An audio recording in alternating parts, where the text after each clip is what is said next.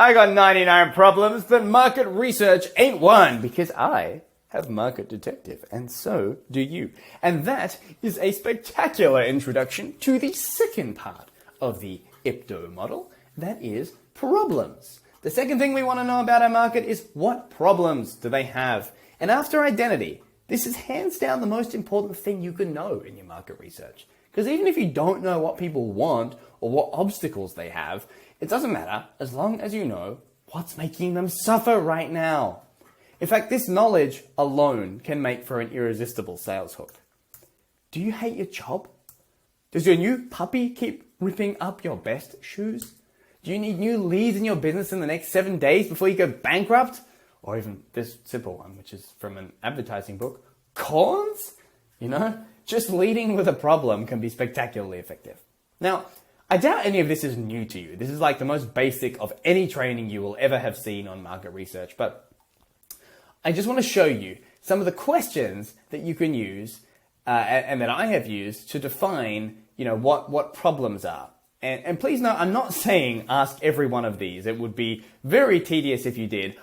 I'm just showing you that problems are a very complex, multifaceted thing. They can manifest in many ways, especially the way I'm defining it. So there are all these different questions. You should use them in the right context. Apply the right ones to your situation.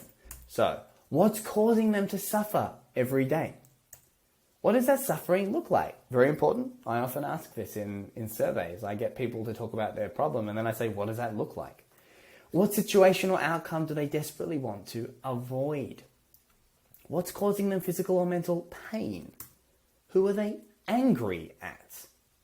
Who do they feel misunderstood by? I once saw a brilliant sales email from copy hackers wrenching on this, talking about how government employees were always, screwing over freelancers because they think small business.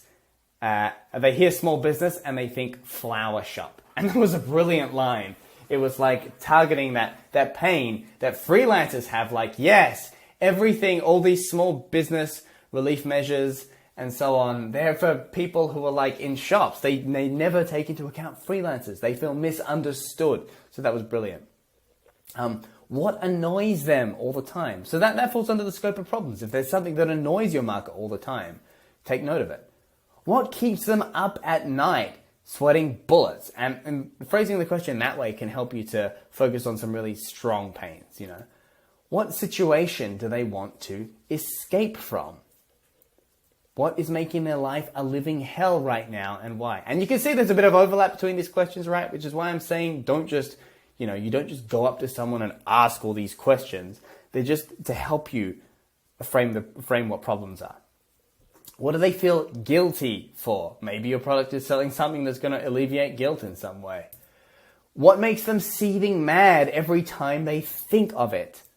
What are they utterly sick to their stomach terrified of? So see, there's these different emotions like fear, being terrified, guilt, frustration, anger, right? These are all problems.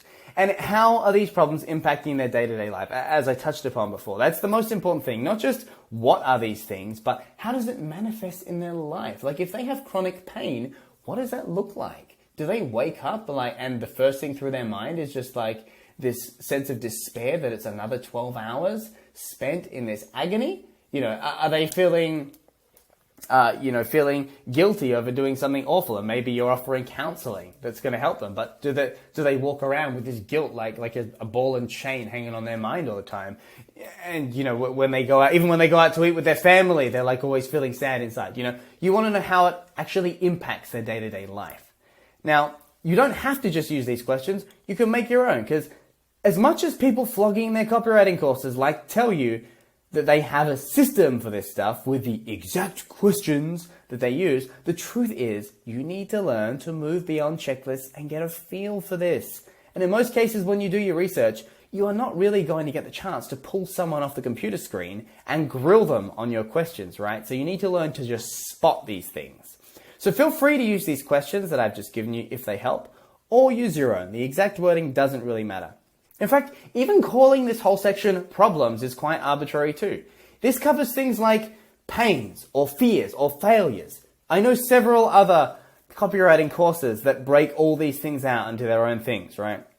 You can do that if you want, but remember, humans don't fall into neat boxes. So if you're complaining about that, you just need to stop for your own good. I'm just grouping everything into problems just to make it simple to think about. If you want to break it out into pains and fears and failures and what have they tried in the past and failed at, whatever, you can if you want. But the most important thing here is just to get a deep understanding of what problems they're facing in the market's own words. And I'm going to show you later, again, I'm going to show you how to do this stuff later, okay? But the point I'm making is it's important that you have actual words to describe all this stuff and not just summaries. Don't make it up. You want to actually look for real market language. One more thing on this. You want to target the strongest emotions. You'll notice that a lot of my questions were quite strongly worded. It's like, what keeps them up at night sweating bullets? What are they seething mad about, right? That's because if you're selling, you don't really want to target your market's niggles. You want to go for their burning pains, right?